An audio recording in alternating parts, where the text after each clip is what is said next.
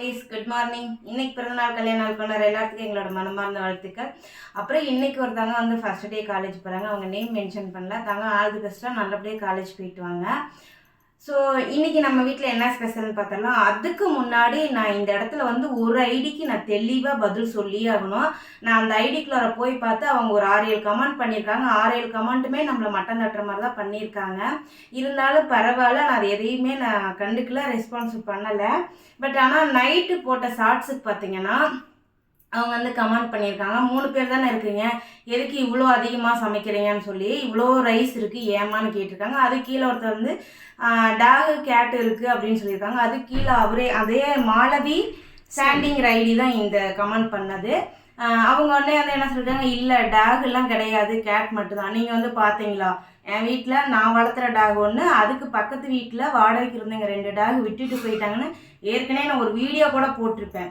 ஆனால் உங்களுக்கு வந்து எப்படி சொல்கிறது, புத்தி சோதனையே இல்லைன்னு தான் நான் சொல்லுவேன் இந்த விஷயத்தில்.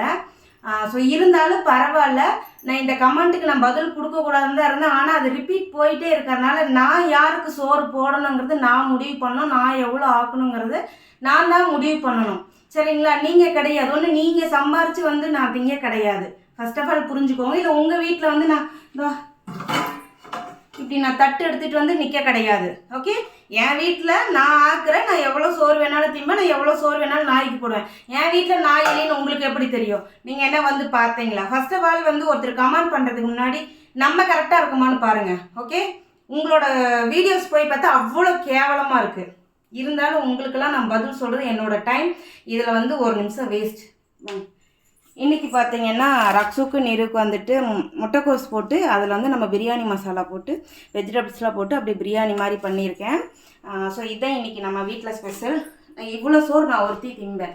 உங்களுக்கு எங்கே கஷ்டமாக இருக்குது? திங்கிறனால தான் நான் குண்டாக இருக்கேன். திங்கிறனால தான் நீங்கள் கமெண்ட் பண்ணுறதெல்லாம் நான் வந்து ஃபேஸ் பண்ணுறேன். நிறைய ப்ராப்ளம்ஸ் இருக்குது, நான் ஃபேஸ் பண்ணிக்கிறேன். நீங்கள் உங்கள் வேலையை பார்த்தா போதும். பாய்.